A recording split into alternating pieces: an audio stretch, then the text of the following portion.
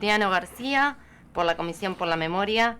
Vamos a hablar del cierre de pabellones en manicomios y de la violencia a los derechos humanos. Roberto. ¿Qué tal? ¿Cómo les va? ¿Cómo andan? ¿Cómo andas? ¿Todo en orden? Bien, bien. Bueno. Supongamos que sí. Supongamos que en orden. Supongamos que sí. Ahí nosotros vimos la noticia esta con Quique y con nuestra querida compañera que la tenemos siempre acá y nos acompaña y nos da ánimo para seguir con Micaela. Y vimos esta noticia de la posibilidad de cerrar estos pabellones de Romero, ¿no? de Romero, de manicomio. Crónicos. Exacto, exacto. Por violación a derechos humanos, etcétera, etcétera. Nosotros conocemos el tema, pero nos gustaría que vos nos ilustres un poquito, o ilustres, mejor dicho, a los oyentes sobre este tema.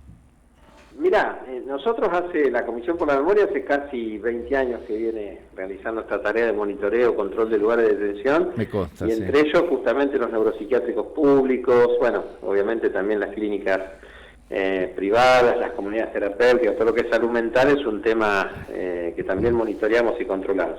Sí, sí. Y la verdad es que pese a la aprobación allá por 2010 de la Ley de Salud Mental, nunca se había implementado en la provincia y recién a partir de esta gestión empiezan con todo el procedimiento que implica la ley, digamos los planes de adecuación a la ley que se llevan a cabo, que se organizan por neuropsiquiátrico público y empezaron con lo que la ley plantea, que es obviamente sacar de esa internación crónica a toda la gente que está en esa situación, muchos años, estamos hablando de internaciones de 20, 30 años, y justamente crear mecanismos alternativos de externación que permitan que las personas estén alojadas en otro lugar. Sí. Eso llevó a que en la actualidad de más o menos 1.800 personas que había cuando esta gestión empieza, estemos ahora en cerca de 1.000, digamos, 1.000 personas, un poco menos incluso, sí, alojadas en neuropsiquiátricos públicos y, bueno, han generado todo un sistema de casas que se alquilan, incluso se han hecho algunos barrios, donde se alojan a estas personas con equipos que se han contratado para que las asistan y demás. Es decir, se ha descomprimido bastante estos lugares que además la verdad que eran lugares tremendos, digamos. Los últimos 2 pabellones que se transformaron en centros educativos, yo los conocía desde hace algunos años y la verdad es que eran lugares atroces, digamos, ¿no? Lo que pasaba ahí. Así que por eso nosotros lo que públicamente salimos a plantear era que por un lado un reconocimiento a que eso pase, a que se implemente la ley de salud mental, a que se cierren efectivamente esos pabellones que era bien digamos una organización asilar, digamos, el viejo asilo, el manicomio, o sea, las personas estaban ahí encerradas sin hacer nada, ¿no? Sin ningún tipo de actividad, sin ningún tipo de tratamiento particularizado de acuerdo a cada patología, es decir, los tiraban adentro de ese pabellón. Y bueno, justamente estos últimos pabellones que se cerraron eran lugares muy crueles, ¿no? Yo recuerdo uno de ellos, por ejemplo, las personas que estaban así después de 25 o 30 años de internación, sobremedicadas todo ese tiempo, babeando, ya no podían caminar sino que reptaban, o sea, sí, se arrastraban por el suelo, vos ibas al pabellón y las personas andaban arrastrándose, babeando de la sobremedicación, bueno, con muchos problemas también para la alimentación, con muchos...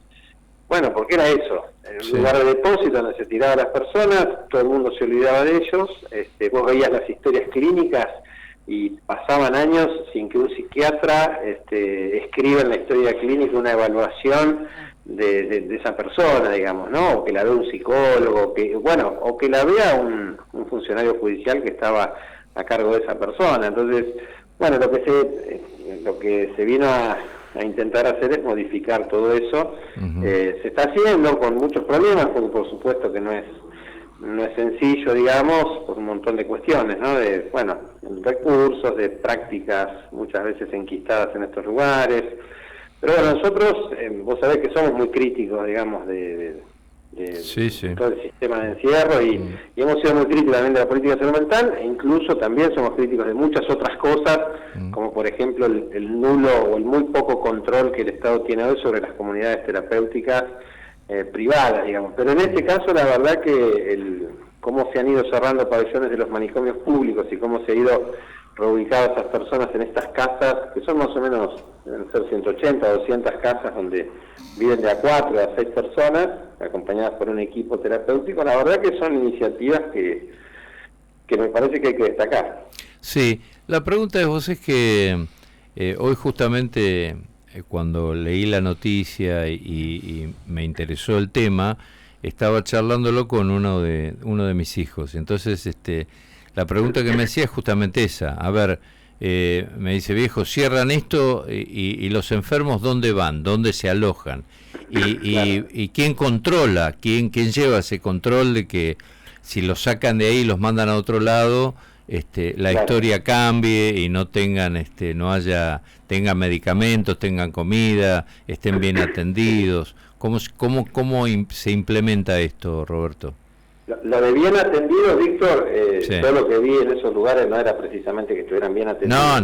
No, por supuesto. Te quiero decir, porque mucha gente piensa, bueno, ¿dónde van? ¿Quién lo va a atender? Y la verdad que ahí es una situación de abandono. Total, sí, lo tengo claro. En muchos lugares, ¿no? Sí. No, están yendo, nosotros hemos ido a ver las casas, digamos, se han hecho estas casas, viste, de estos barrios, tipo Fonavi, las típicas casas, hemos ido a verlas, son casas sencillas, digamos, pero en muchos casos nuevas, en otros son casas alquiladas, y la verdad es que cuando se comienza a trabajar cierto proceso de autonomía de muchas de esas personas, logran autonomizarse. Hay equipos de profesionales que cotidianamente los ven, los acompañan en las tareas, van tratando de que ellos puedan ir haciendo cosas.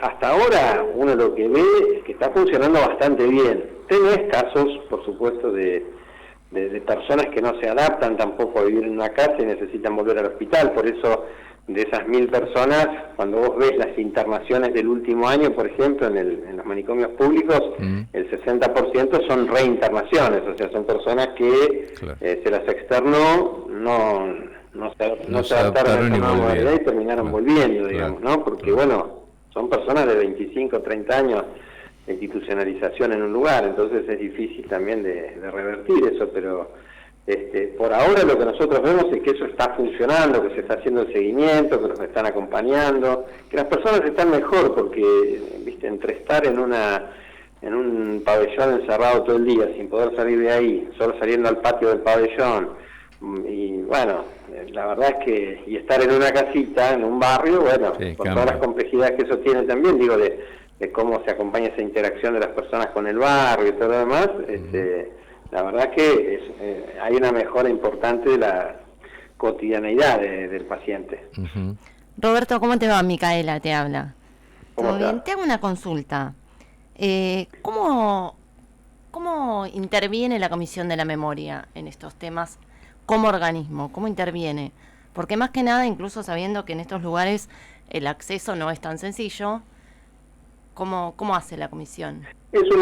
La Comisión es un organismo público autónomo, desde hace 20 años más o menos monitorea lugares de encierro, de detención y el despliegue de las fuerzas de seguridad en el territorio, y bueno, en Argentina, a partir de la sanción 26827 en el año 2013, que se puso en marcha, hay lo que se denomina el Sistema Nacional de Prevención de la Tortura, que crea una institucionalidad. Hay un comité a nivel nacional, un Comité Nacional de Prevención de la Tortura, y cada provincia tiene la obligación de designar un mecanismo local de prevención de la tortura con todas las atribuciones y facultades para ingresar a todos los lugares, entrevistar a las personas, relevar documentación, información. En la provincia de Buenos Aires, la Comisión por la Memoria ha sido designada como ese mecanismo local, es decir, lo que veníamos haciendo desde hace muchos años fue reconocido formalmente y por este sistema nacional. Y bueno, así que tenemos muchas atribuciones. Nosotros vamos a los lugares, podemos ingresar, hablar con la gente sin que esté presente el personal o los funcionarios de custodia, podemos acceder a las historias clínicas, los legajos personales, digamos. Bueno, en ese sentido, esto tiene que ver también con con el protocolo facultativo de la Convención contra la Tortura de Naciones Unidas, que es un pacto internacional que Argentina ratificó y donde se comprometió a generar justamente estos mecanismos autónomos de control. En este marco legal es que funcionamos.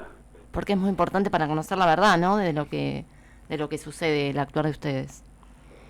Sí, La comisión además tiene lo positivo es que la comisión es un organismo autónomo realmente de los poderes del Estado, entonces la verdad es que nosotros todos estos años los informes, nosotros anualmente hacemos un informe que da cuenta de este diagnóstico de los lugares de encierro y han sido informes siempre muy críticos, digamos, ¿no? Es decir, las violaciones de derechos humanos hoy ocurren en todos los lugares de encierro, en el despliegue de la fuerza de seguridad, y eso la comisión con mucha coherencia lo ha venido denunciando más allá de quién sea el gobierno, digamos, ¿no? Porque lamentablemente hay políticas que son transversales a los gobiernos y que más allá de quién sea el gobierno, esas prácticas y esas violaciones de derechos humanos continúan, digamos, ¿no? Uno lo ve muy claramente en las políticas de seguridad, por ejemplo, escuchar al ministro Berni o ver la política que lleva adelante es más o menos como escuchar al ministro Ritondo de la gestión anterior o escuchar a Granados de la gestión anterior y, bueno, son los mismos discursos, las mismas iniciativas, por lo tanto los mismos resultados. Entonces, son políticas que se van constituyendo en transversales y que son muy difíciles de desmantelar. Y en ese sentido, bueno, la Comisión las ha denunciado todo el tiempo, bueno, públicamente, ante los organismos internacionales de derechos humanos. Bueno, intentamos todo el tiempo que eso se modifique, ¿no? Uh-huh. Roberto, ¿cómo te va? Quique Russo te saluda. ¿Cómo va? Bien.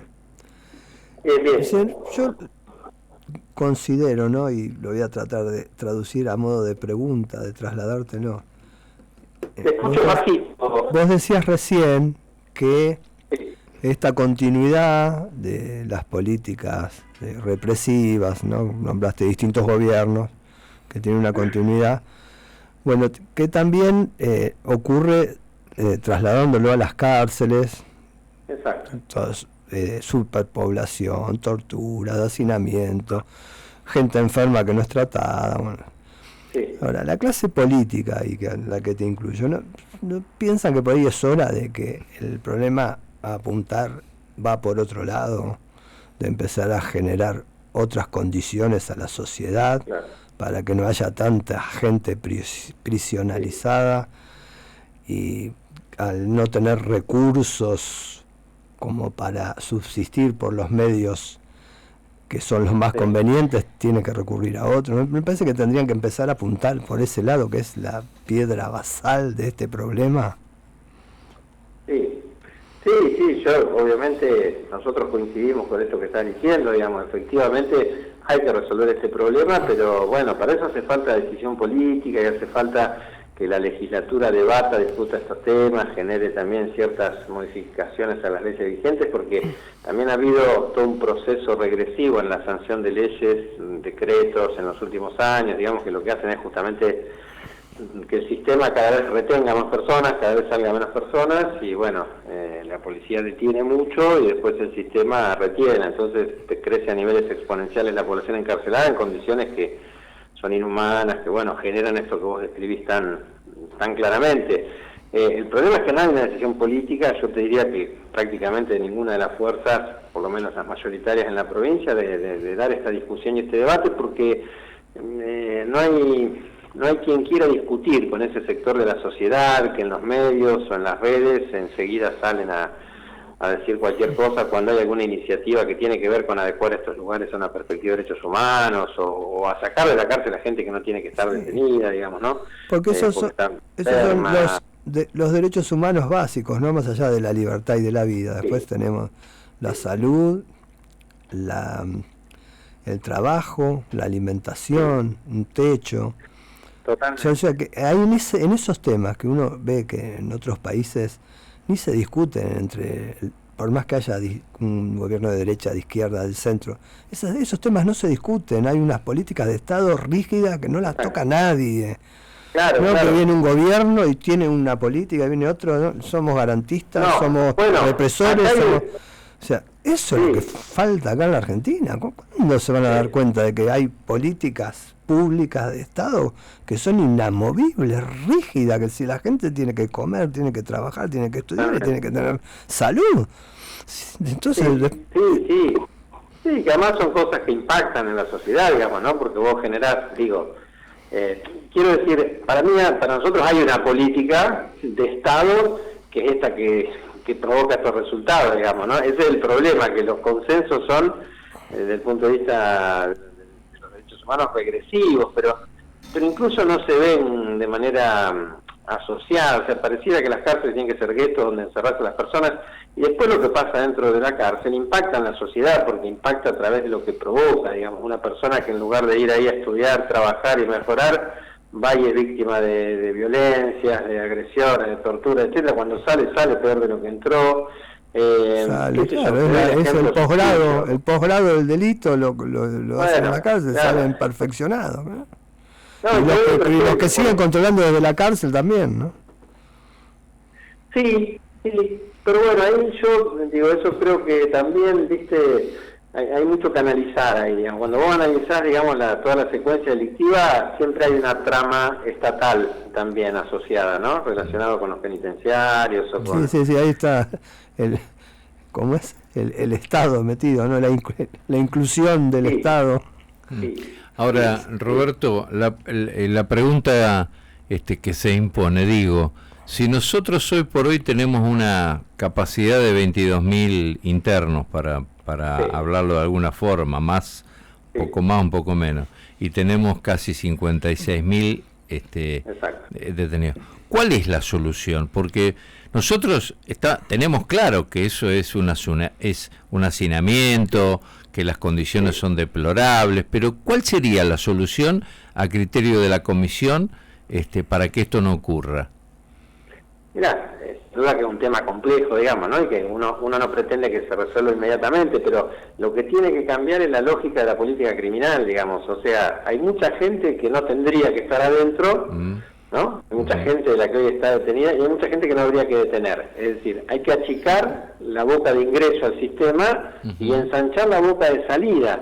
Es decir, vos tenés hoy que prácticamente de cada 10 personas que puedan acceder a una morigeración que establece la ley de ejecución, solo accede una de cada 9 hoy. Entonces, es decir, los jueces no le están dando ninguna morigeración a nadie. En muchos casos, por la presión social, mediática, etcétera. En otros, porque han ido reformando las leyes y van generando cada vez más, achicando las posibilidades de otorgar esas medidas morigeratorias, porque las últimas leyes que se han reformado generaron un descalabro en el sistema de resocialización, digamos, ¿no?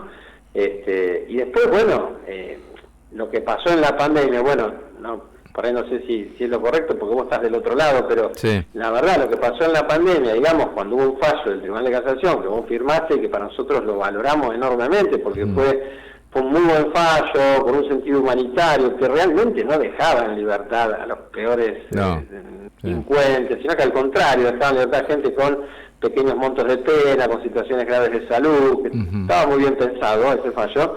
Bueno, inmediatamente hubo una explosión en los medios, en las redes sociales, de mentiras, de cosas, van a soltar a los violadores, a los asesinos, qué sé yo. Y bueno, y lo que hizo inmediatamente la Corte por un lado, pero el gobierno también por otro, fue un poco obturar ese proceso que se venía dando de trabajo para realmente revisar quiénes son los que están detenidos, porque vos tenés hoy mucha gente detenida con 3 meses de pena, 6 meses de pena, claro, tiene 2 hurtos, entonces reincidente y no puede salir. El tema de la tenencia para consumo, tenés un montón de gente, viste, por tener un porro que hoy está preso. Entonces, la verdad es que lo que hay que revisar es para qué queremos el sistema penal.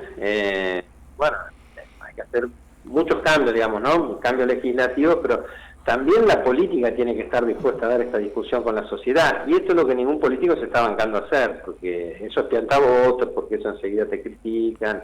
No hay ningún político que se plante y diga, no, bueno, esto está mal, esto, como decían ustedes recién, esto no es inhumano, esto no corresponde con una sociedad democrática, civilizada, digamos, esto no se puede hacer. Pero bueno, nadie se anima a hacerlo, nadie quiere hacerlo, porque, bueno, es más fácil seguir en la dinámica de satisfacer esa voracidad punitiva de una parte de la sociedad y ya está, digamos, ¿no? Mientras que el sistema sigue siendo selectivo y persiguiéndolo, porque el problema que tenemos es que el sistema penal hoy funciona como un sistema de control de los sectores más pobres que están afuera, ¿no? Que están excluidos de la sociedad. Esa mitad que está bajo la línea de pobreza excluida es la que es captada por el sistema penal. Ahora, el delito complejo, los grandes delincuentes, los empresarios que hacen negocios, cosas ilegales, la corrupción estructural, todas esas cosas el sistema no lo persigue y no lo atrapa. Bueno, son decisiones de política criminal. ¿Qué sé yo? Decime cuándo se atrapa una banda de piratería del asfalto. Bueno, muy de vez en cuando, o de robo automotor, que son delitos un poco más complejos. Porque bueno, esos delitos también tienen cobertura estatal, tienen tramas con la policía, que es parte de la regulación del delito. Las grandes bandas de narcotráfico, bueno, ocasionalmente las atrapan, pero nada, tenemos un problema que yo creo que la gran cuestión es cómo se viene degradando la institucionalidad en la provincia, digamos, ¿no? Vos ves hoy situaciones, el caso del juicio político del fiscal Escapolán de San Isidro es un ejemplo de un fiscal entramado con comisarios de la bonaerense de distintas jurisdicciones, digamos, una banda que robaban a los narcos para después vender otra vez esa droga en el mercado ilegal. O sea, vos ves también cómo el Poder Judicial en muchos casos se va como, viste, se va contaminando toda esa trama y estamos en problemas, porque hoy la justicia, ese rol de garantía, de control de la legalidad que tenía hace algunos años atrás, y cada vez lo cumple menos con esa función, digamos, ¿no? Sí, sí. Por todo esto que decimos. Sí. Roberto, te hago una consulta. Recién hablábamos de que este tema es transversal, ¿no? ¿No es real que hay ciertos gobiernos que ampliaron los espacios de defensa de derechos humanos? Y por otro lado, cuando hablamos de las políticas criminales, ¿no compete a los tres poderes? ¿No habría que...? Sí, yo creo que lo dije en lo que fui diciendo. La responsabilidad de los tres poderes del Estado. Vos tenés un poder ejecutivo que es claramente responsable por cómo actúa la policía, quién detiene la policía, un poder legislativo que también es muy responsable por todas las reformas regresivas que está desarrollando, y el Poder Judicial, bueno, también, digamos, ¿no? Se acomoda a la situación y que por temor al escándalo mediático o al pedido de juicio político no aplica la ley como tendría que aplicarla. Hay una responsabilidad compartida de los tres poderes. Sí, también gobiernos que achicaron el espacio de defensa de derechos humanos, ¿no? ¿Qué dijiste que achicaron? Claro, exacto, direcciones, subsecretarías. Sí, tal cual, sí, nada, sí, no te lo escucho bajito, por eso no entendía, pero sí, bueno, nosotros en su momento lo dijimos, digamos, obviamente achicar el rango de la Secretaría de Derechos Humanos a Subsecretaría, para nosotros no fue tampoco una buena iniciativa, digamos, ¿no? Porque obviamente ahora la Subsecretaría depende del Ministerio de Justicia, con lo cual esa función de cierto control que en algunos momentos la Secretaría de Derechos Humanos cumplió en la provincia, en otras gestiones ya no la cumple, digamos, ¿no? Eso es así. Yo creo que hay un problema también en esa institucionalidad, ¿no? Y vos antes tenías actores en esos lugares que denunciaban, que públicamente planteaban cosas. Bueno, ahora se achica cada vez más el horizonte de actores institucionalizados que dicen cosas o plantean cosas, digamos, ¿no? Antes tenías una Defensoría de Casación muy activa, litigando, batallando. Bueno, ahora la Defensoría de Casación ha tenido una reconfiguración que hace que ya no sea la misma, digamos. Tenías una Secretaría de Derechos Humanos que denunciaba violación de derechos humanos, ahora ya es una subsecretaría que no lo hace. Tenías tenías una corte provincial que en ciertas situaciones sacaba fallos que realmente vos decías, bueno, acá hay una corte que se planta frente al gobierno. Bueno, ahora la verdad es que hace rato que la corte no adopta ningún fallo con perspectiva de derechos humanos que implique poner un límite al poder punitivo del estatal, ¿no?